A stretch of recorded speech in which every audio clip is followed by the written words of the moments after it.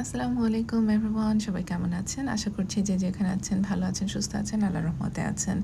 আজকে আমরা টরন্টো দিকে যাচ্ছিলাম। বেশ কিছু কাজ ছিল।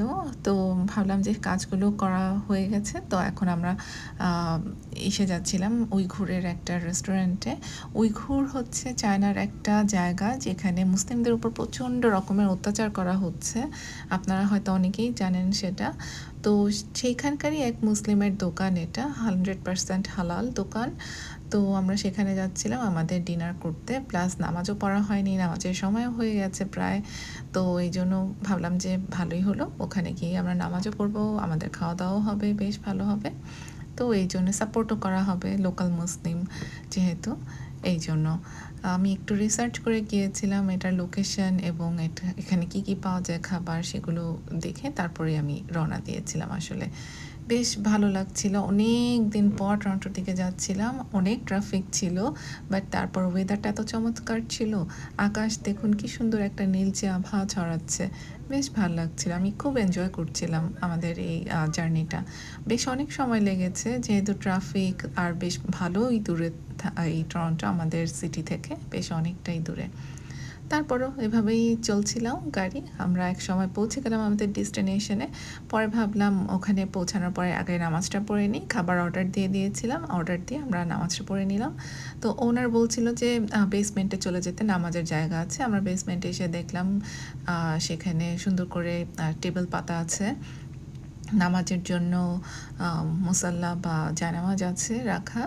তো আমি আম্মু দুজন মিলে নামাজের জন্য প্রিপেয়ার হয়ে গেলাম এবং পড়ে নিলাম।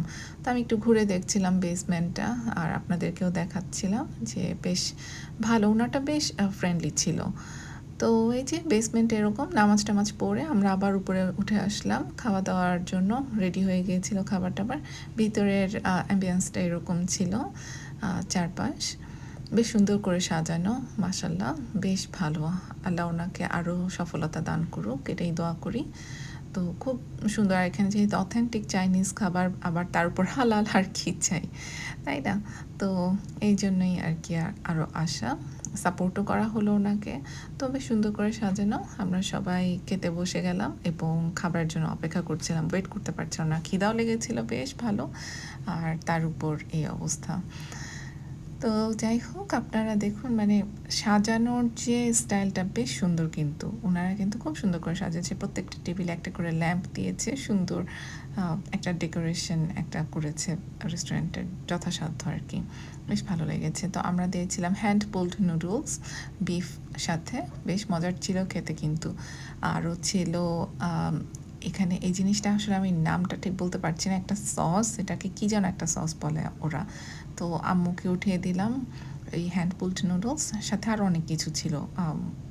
তারপরে আমরা চলে গেলাম, পাশেই ছিল রেস্টুরেন্টটা মামাকা বিরিয়ানি সামথিং লাইক দ্যাট, আর চাচুকা বিরিয়ানি সামথিং।